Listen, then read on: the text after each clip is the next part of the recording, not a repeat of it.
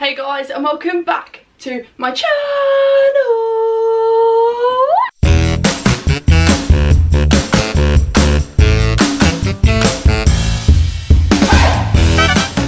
So for today's video, I'm going to throw it back to an old series that I had on this channel called Coffee with Molly.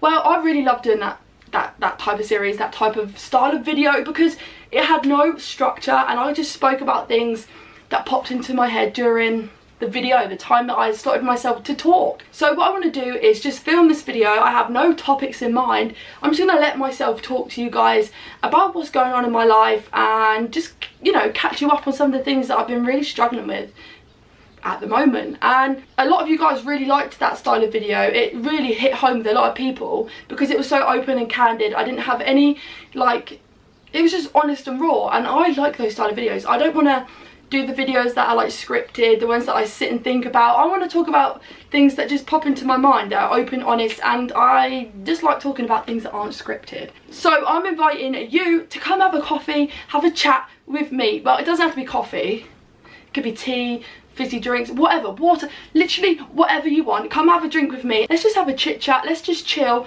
and let's just talk. So I want my Starbucks drink, and yeah. Are you a lover of coffee? Let me know down below. Don't know about you, but coffee has the opposite desired effect.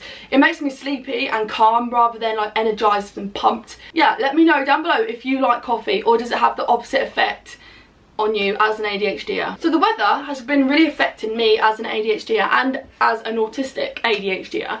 I've been really struggling with how it makes me feel sensory. Like, my sensory issues are worse when it's hot. I feel sticky, I feel, yeah, like, I just feel very uncomfortable. And where I have sensory issues with clothing, like, I struggle with wearing t-shirts because they're not long sleeve. I like wearing long sleeve stuff, so even when it's boiling hot, I will try and force myself to wear a long sleeve, like a hoodie or a jumper, because I just feel so uncomfortable in short sleeve. Do you know what really bugs me is when I'm out and about, I'll be wearing a hoodie and it's like really hot and people are like, are you not hot wearing a hoodie? Of course I am, Pamela, of course I'm hot. But unfortunately, I can't wear nice short sleeve t-shirts and a pair of shorts like yourself because I have sensory issues. But you know, I just go, yeah.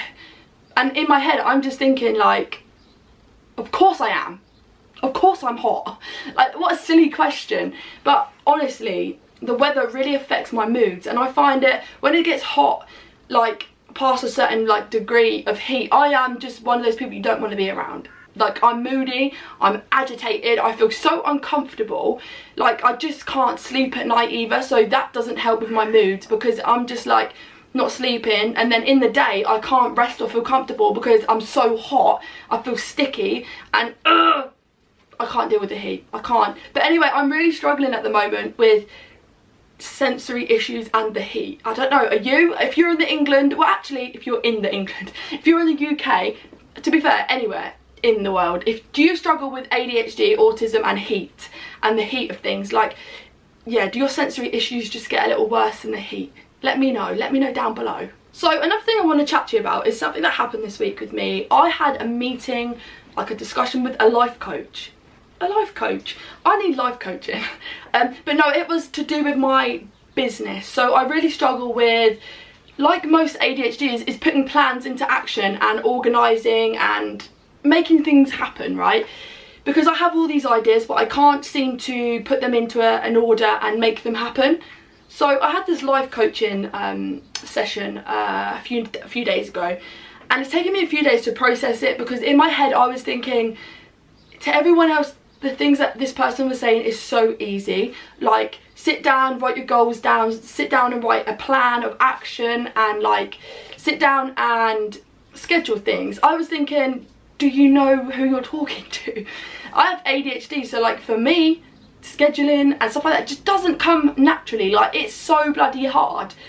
But when I'm processing it, I'm thinking, do you know what, I think it would really benefit me to actually sit down and like schedule stuff and plan stuff and have goals, rather than winging life and expecting everything to fall together, because it doesn't work like that.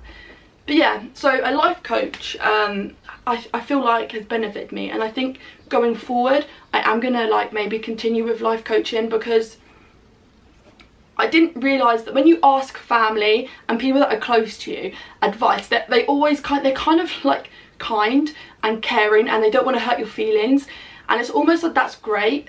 But I need someone to be a little bit more strict and a little bit more to the point, and a little bit kind of like, you know, not so nice. I need someone to be raw with me, open and blunt, and say like, the reason you aren't achieving these things is you. So really, the life coach was explaining to me that in realistic terms, I am sabotaging my own future and my own kind of progression, because I won't allow myself outside of my comfort zone.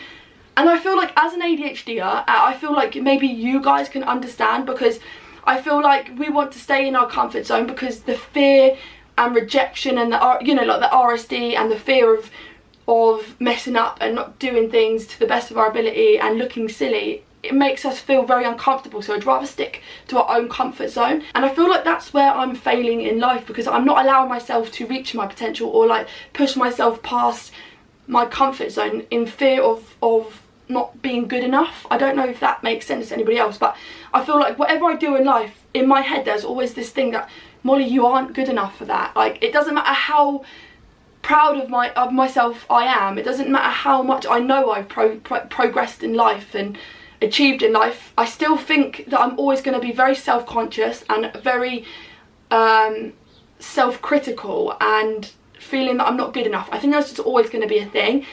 But I feel like that sort of thing is sabotaging my ability to move on and move forward with my life. For example, like, you guys know, I never started YouTube or Instagram, Facebook. I never started this journey to become an influencer. So I don't want to be the next Zoella. I don't want to be the next Saffron Barker.